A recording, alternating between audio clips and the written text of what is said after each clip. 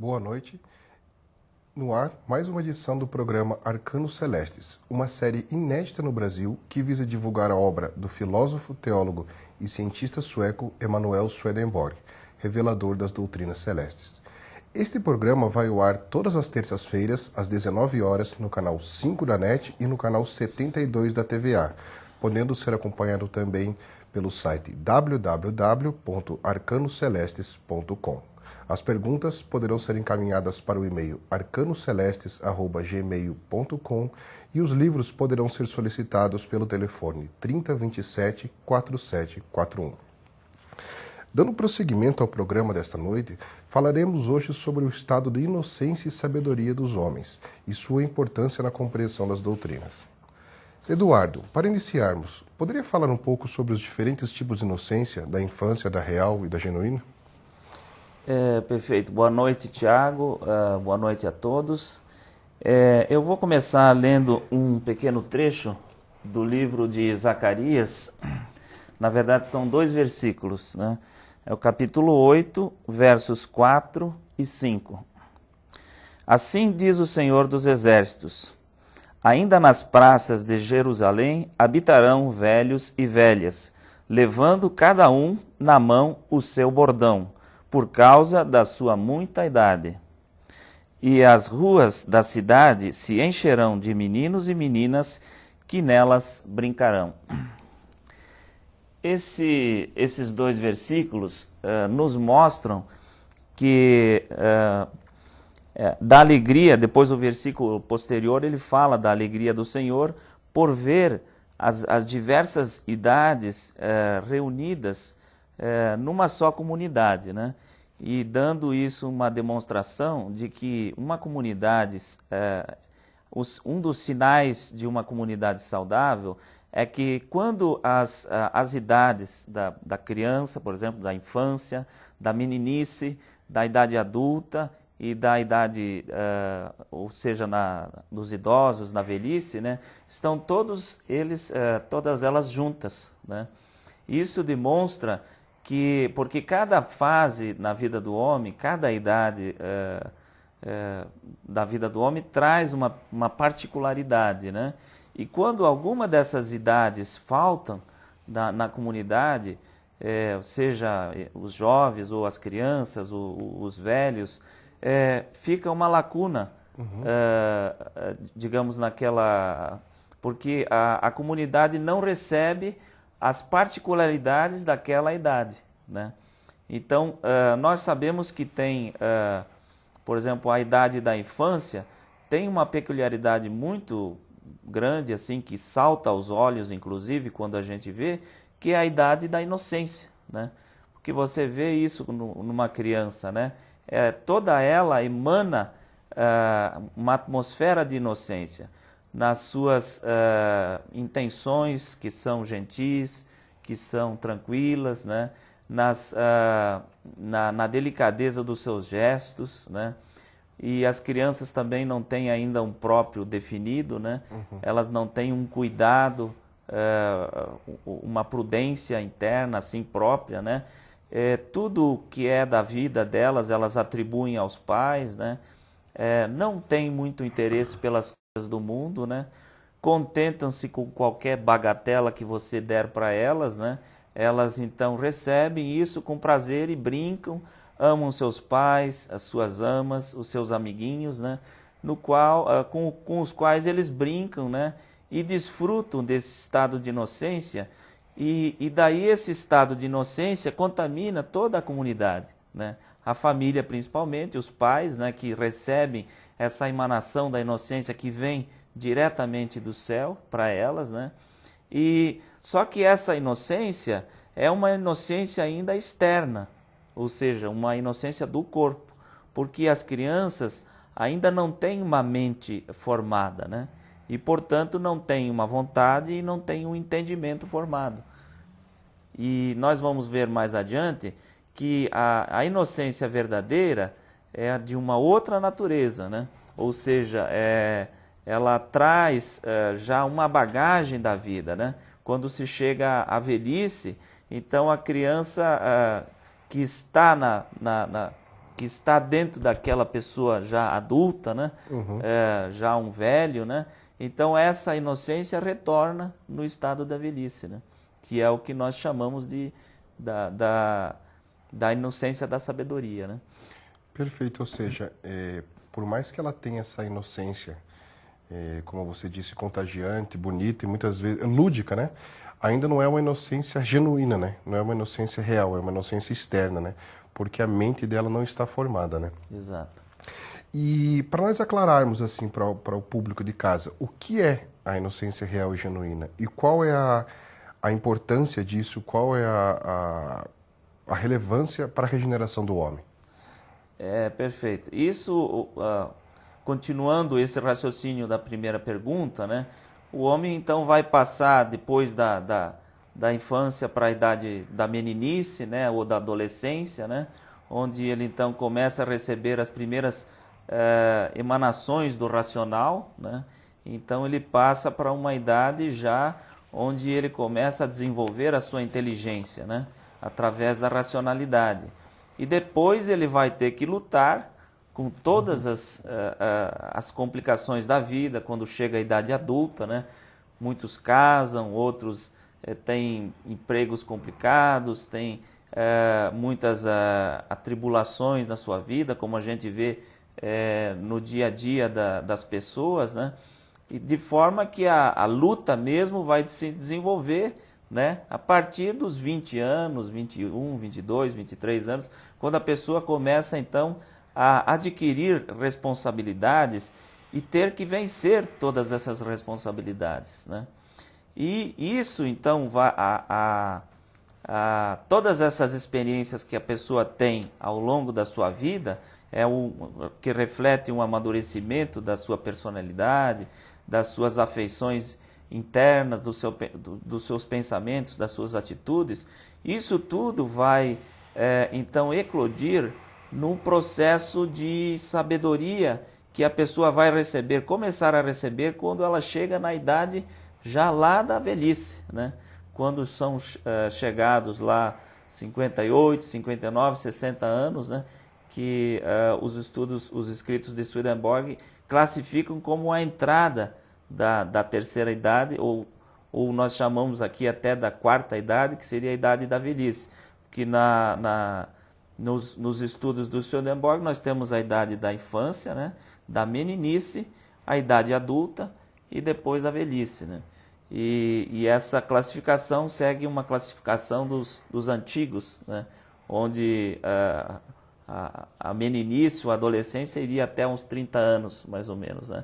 E a idade adulta começa aos 40, né? Sendo que a velhice, então, começaria por volta dos 60, né? E a gente vê que muitas pessoas aos 60 não se consideram velhos ainda, né? Porque eles são ativos, né? Fazem muitas coisas, às vezes até mais do que faziam antes, né? Porque a responsabilidade cresce, né? O amadurecimento vem também com o tempo, né? E essa inocência que vem a partir dos 60 anos, né? Que é considerada para nós a inocência genuína, porque ela vem acompanhado já de um pensamento e de uma vontade totalmente organizada, definida, né? Confirmada na vida da pessoa, né? E de forma que onde há inocência, aliás, onde há a vontade, o entendimento e há a inocência também ao mesmo tempo, ali há a sabedoria, né? E aí já é uma sabedoria interna e não mais simplesmente uma sabedoria externa, né? Onde então a pessoa já passa também a desejar ser conduzida pelo divino, né? Não tanto mais o seu próprio, o seu egoísmo interior, né? E muitas vezes também a pessoa chegando nessa idade, ela já está um pouco, já não tem mais muitas ilusões, né? Quanto às coisas do mundo, né? As coisas externas do seu próprio e do mundo, né? E ela já está vislumbrando a eternidade que vem logo a seguir, né? Perfeito. E fazendo um gancho com isso que você falou, né? No livro Céu e Inferno, nós já comentamos em programas anteriores, é dito no parágrafo 414 que envelhecer é rejuvenescer, né? Como a gente podia entender ou explicar para o público essa afirmação? Isso é uma passagem muito bonita e dá um sentido novo para a vida da pessoa que já está nessa fase, né?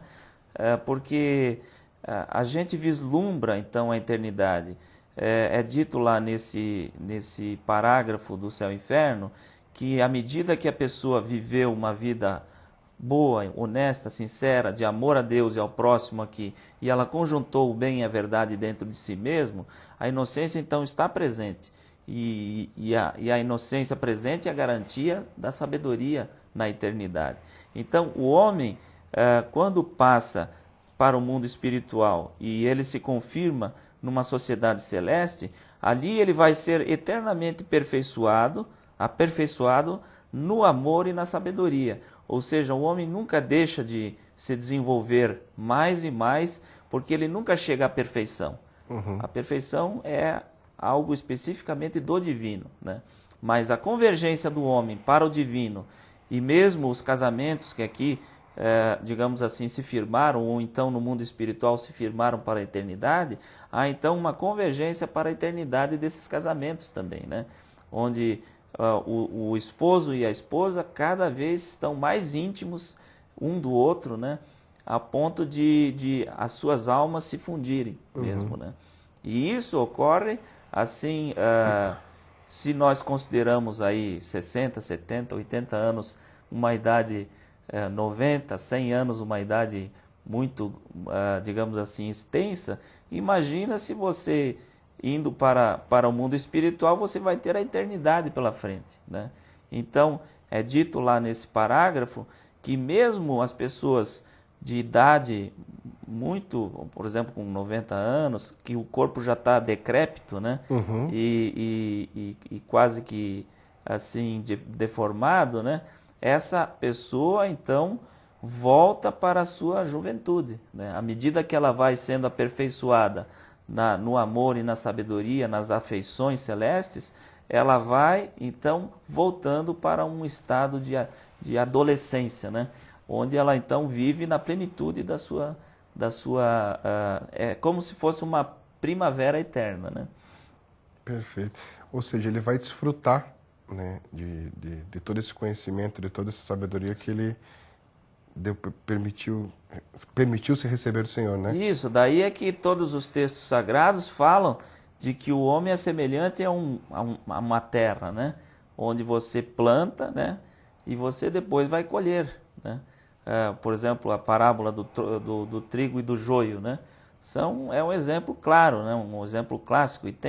E não é só na igreja cristã, não é só são os exemplos de Jesus Cristo, mas em várias culturas onde a sabedoria está presente nos livros sagrados, há muito essa relação entre o plantar e o colher, né? Eu acho que esse é um dos pontos, talvez, que possam parecer mais clichês, mas que todas as tradições falam, né? E talvez essa é a razão de que trata-se de uma verdade, de que você vai colher o que você plantou ou receber o que você deu, né? Então, todas as tradições falam disso. E você falou agora do céu e da eternidade. Eu queria que você falasse um pouco do estado desse homem regenerado, ou seja, dos anjos, e qual é o estado da inocência deles, né? Os anjos, segundo os escritos de Swedenborg, às vezes a pessoa que ligou agora a televisão e vai pensar assim, pô, essa pessoa está falando de anjos, né? Que, digamos assim, que conhecimento ele tem para falar dos anjos, né?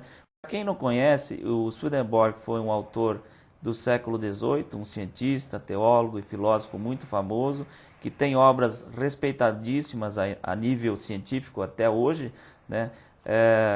Conceituadas pela humanidade inteira. Basta saber que, por exemplo, Jorge Luiz Borges foi influenciado por ele, William Blake, Baudelaire, Emerson, um filósofo norte-americano, né?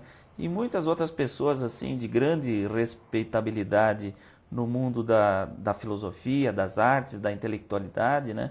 E das ciências também, porque ele foi um descobridor, por exemplo, da teoria nebular, né? Que até hoje confirma a origem do universo, né? e foi um matemático, um físico, um cientista famoso, né? Então as obras, os frutos que ele deixou, comprovam a sanidade, né, da sua vida, né? E cerca de mais ou menos uns 57 a 58 anos, ele passou a ter visões no mundo espiritual, né? E ele recebeu uma visita de Jesus Cristo, né? E disse que ele seria portador de uma mensagem para a humanidade. E daí, desse período até a sua morte, que com 84 anos, ele passou cerca de 27 anos da sua vida tendo, digamos assim, indo quanto ao seu espírito para o mundo espiritual, né?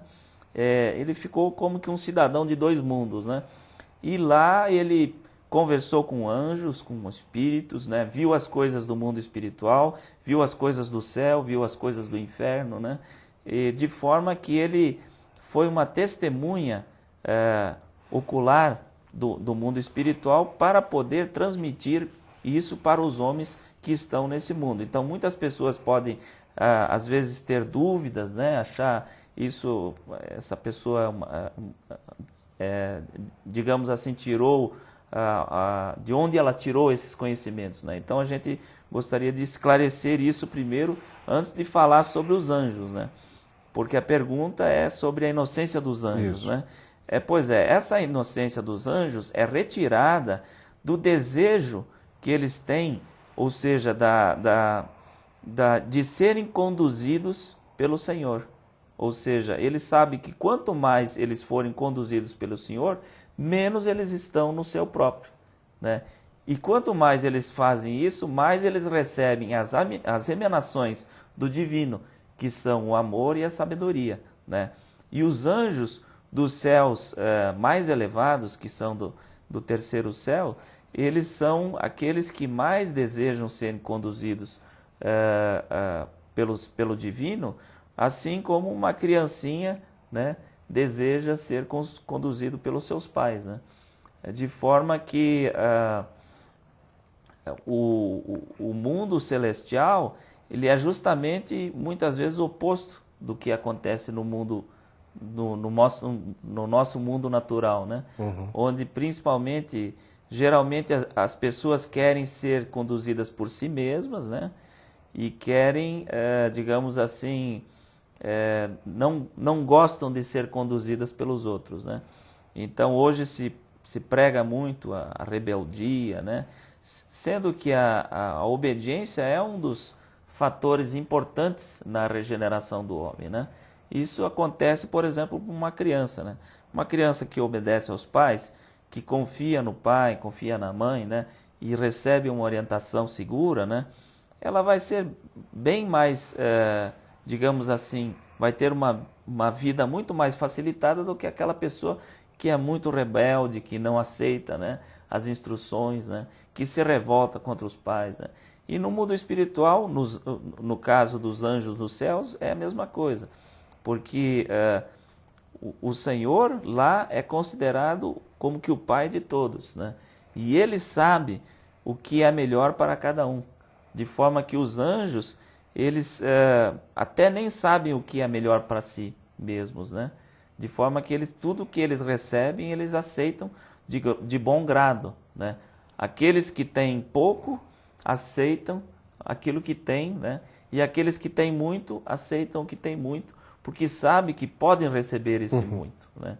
E eles chamam a ansiedade de você não receber as coisas, o cuidado pelo amanhã, né? Que também é representado naquele versículo de Jesus Cristo, que diz assim: olhai os lírios do campo, né? Que eles confiam e não tecem, né? Mas, no entanto, nem Salomão, na sua glória, né, foi maior do que o menor deles, né? Se vestiu de forma tão bela. Isso, exatamente. Então, esses ensinamentos valem muito para a nossa vida, para que nós possamos nos espelhar no cuidado pela vida que os anjos têm da sua vida, mas não o cuidado do seu próprio, mas sim o cuidado que eles têm em deixar a sua vida nas mãos do Senhor, né? E daí lhes vem a sua inocência, né? E aí lhes vem a sabedoria, porque a inocência, aliás, a sabedoria vem da inocência. Onde não tiver a inocência, não há sabedoria. Por mais que possa haver inteligência, astúcia, né? Conhecimento, né? Mas sem a sabedoria não há... Aliás, sem a inocência não há sabedoria. E esses anjos dos céus mais elevados, eles também sabem que o tanto que eles sabem é nada comparado com o que eles não sabem. Ainda não sabem, né? Bem, Eduardo, então eu acho que nós estamos nos aproximando do final.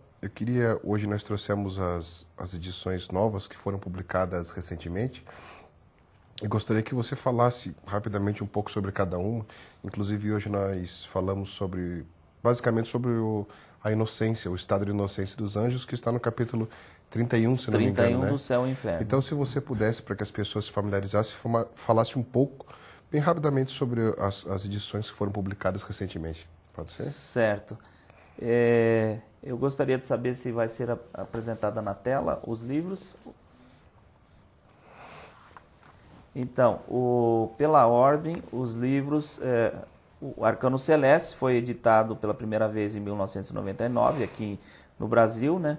Mas ele é um livro antigo, né? Foi escrito em 8 volumes, em 1749 a 1756, e ele expõe o sentido interno dos livros bíblicos, do Gênesis e do Êxodos. E o volume 1, que nós estamos vendo na tela, vai até o capítulo 6 do Gênesis, né? Aí vocês podem ver também o telefone, né, para contato, para aquisição dos livros, para informações também das palestras que nós desenvolvemos aos sábados à tarde, na Travessa Nestor de Castro 243, que é na livraria Pégaso, né? E esse já é a biografia de Swedenborg, que aparece aí na sua tela, né? Publicado originalmente em 1907 por George Trowbridge, né? E ele traz um perfil da vida e da obra de Swedenborg desde a sua infância, né? Trazendo assim muitos detalhes da carreira dele, depois das primeiras experiências que ele teve, né? E das impressões que ele teve no mundo espiritual, né? De forma que é um livro bastante completo, né? E um comentário só que esse é um livro interessante até para as pessoas que têm um interesse na carreira científica dele, né? Isso, exatamente. Esse outro livro que aparece agora, que é O Céu e Inferno, que nós retiramos um dos estudos de hoje, né? Publicado em 1758, originalmente em latim, e republicado em terceira edição em 2005, agora aqui em Curitiba, né? Descreve o mundo espiritual, o que acontece com o homem depois que ele morre, o que é o céu, o que é o céu, o que é o inferno, né?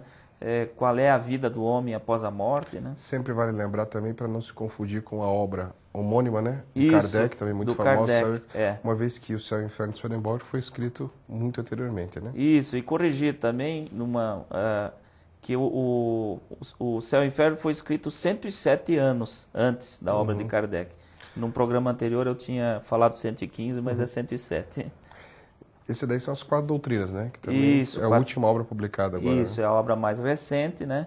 Que trata da doutrina do Senhor, da doutrina da Escritura Santa, da doutrina da vida e da doutrina da fé. Esses livros foram escritos em 1763, originalmente em 3 pequenos livrinhos, né? E nós então resolvemos publicar eles em os 4 volumes num só livro, da mesma forma que é a edição inglesa, né? Então... E é interessante esses livros, porque nós sabemos o trabalho a dificuldade que teve para republicar essas edições, as traduções, nós tentamos preservar ao máximo, ter o maior cuidado com a questão da fidelidade aos originais. Então, as pessoas envolvidas na tradução são pessoas que conhecem profundamente o latim, são pessoas que têm um grande conhecimento da obra de Swedenborg, e isso dá garantia de que as traduções vão ser muito fiéis e, como se pode dizer, extremamente lúdicas, no sentido de ilustrar o homem no conhecimento das doutrinas celestes. Eduardo, eu queria pedir que você falasse um pouco mais sobre, talvez, o próprio Swedenborg, Porque eu acho interessante que várias pessoas, como você falou, podem estar ligando a TV, podem estar pegando o programa, né, pela primeira vez, e só aproveitar esses últimos minutinhos para falar um pouco sobre essa personalidade de novo, se pudesse falar, né? Isso, Swedenborg foi assim ainda é muito pouco conhecido no Brasil, né? E esses programas que nós estamos realizando, então, visam divulgar a vida e a obra dele, né? E sempre é um prazer poder, assim, espalhar uma obra que tem uma fundamentação exclusivamente na palavra, na Bíblia, né? E ela é justamente o que se representa o sentido interno do conhecimento das coisas que estão escondidas na Bíblia, né? Então, nós queremos agradecer mais uma vez em meu nome, em nome do Tiago, em nome da equipe de produção da CWB TV, e lembrar que nós temos as reuniões aos sábados à tarde, né? Pode ser feito o contato pelo 3027-4741, e também esse programa pode ser assistido pela internet, pelo www.arcanoceleste.com, e o e-mail de contato é o arcanocelestes@gmail.com. Uma boa noite a todos, com a graça de nosso Senhor Jesus Cristo. Amém.